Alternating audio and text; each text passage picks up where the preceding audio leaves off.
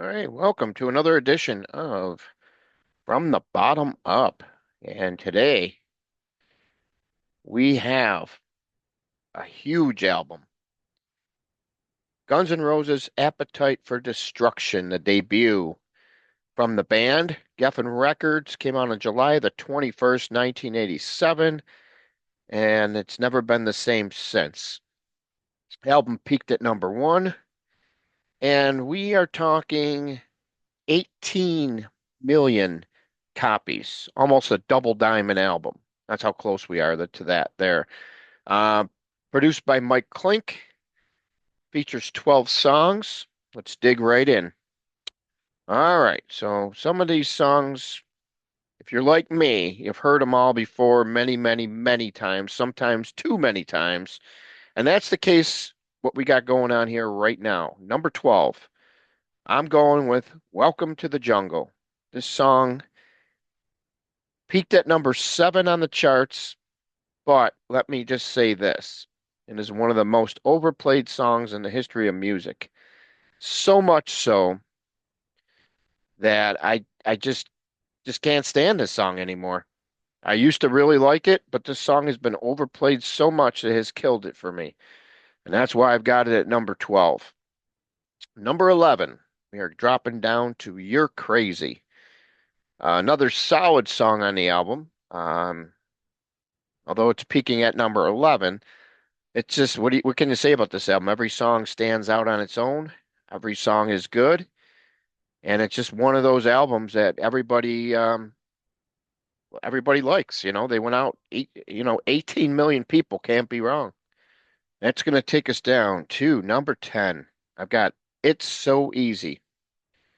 This is one of those songs that's been a staple in the live set, as well as many of the solo projects of members of Guns N' Roses. Velvet Revolver did it a little bit. Dolph did it solo. A lot of people love this song. It's so easy.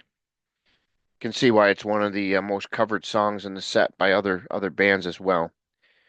Number nine, we've got the Rocket Queen song written about a friend of the band, and a lot of these songs were written, back in the day about people the band knew and real life experiences and things, which kind of gives you that feeling of the album the brings it all to life here.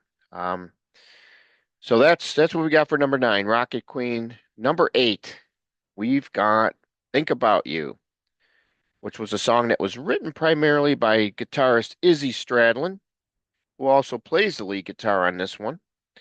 And Slash has been known not to really care too much for this song.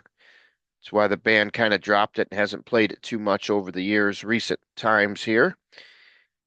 Number seven, Anything Goes.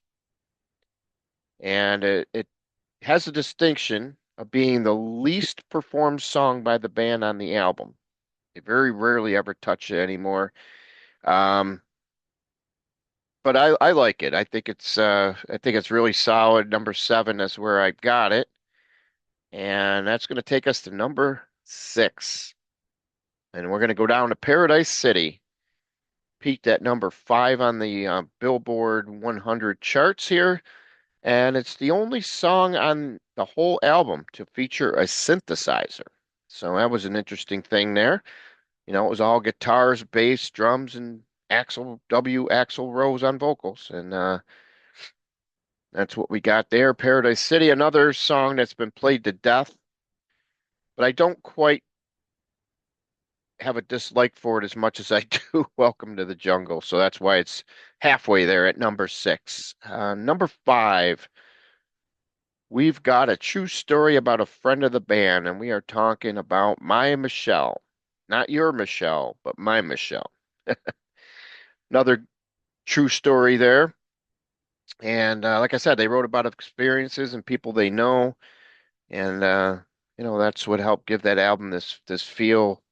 It's really a great album. Minus the overplaying of stuff. But My Michelle is definitely one you don't turn the dial on when that one comes on for sure. And number four, we're going to go Out to Get Me. Yes, this song is another one that the band plays a lot live. It's one of those great songs. The radio gave it a lot of airplay. And yeah, this is just one of those solid songs here. That's why we got it at number four. Only three songs topped it. And let's see if you can guess what number three is. And we've got none other than the song that hit the top of the charts. We're talking Sweet Child of Mine, which started innocently enough as a guitar exercise for Slash, and then everybody kind of came in and they developed the song, and boom, what a great there's nothing like the guitar riff. I know this one's been played to death as well, but for some reason I still enjoy this one. I don't get sick of it. That fresh guitar riff, the vocals, everything on it is just great. This is just one of those great songs that has really it hasn't aged over time. It just sounds as fresh today as it did when they recorded it way back in 1987. And number two, we're talking Mr. Brownstone, which is about heroin addiction. And interesting how they kind of try to disguise, what it was about, but definitely one of the better songs of the whole catalog. Mr. Brownstone, lots of airplay on the radio. You hear it all the time on Hair Nation. Um, Great song. Can't say enough about it. It's just one of those classic 80s guitar songs. Everybody does a great job on this one for sure. But not as good as they do on my number one choice, and that is going to be none other than Night Train, which was released as the final single, peaked at number 93. Yeah, what a great song. This one, this is one you just gets you in that mood and it just brings it all home. Night Train, just a great song. This song is definitely, if you just want to describe Guns N' Roses to somebody, just have them listen to this song. This has everything that the band stands for in it. It's just a great song. That's what I got for my from the bottom up, number one, Night Train. We're going to run through the whole list real quick for everybody. Number 12, Welcome to the Jungle. Number 11, You're Crazy. Maybe I am. Number 10, It's So Easy. 9, Rocket Queen. 8, Think About You. Number 7, Anything Goes. Number 6, Paradise City. 5, My Michelle. 4, we've got Out to Get Me. Number 3, Sweet Child of Mine. 2, Mr. Brownstone. Number 1, Night Train.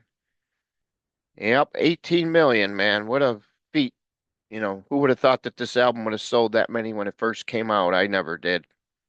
But it has, and it stood the test of time. And, anywhere you go, you hear Guns N' Roses. So you can't deny the lasting power of this band for sure. And that concludes this edition of From the Bottom Up, Guns N' Roses Appetite for Destruction. See you on the flip side.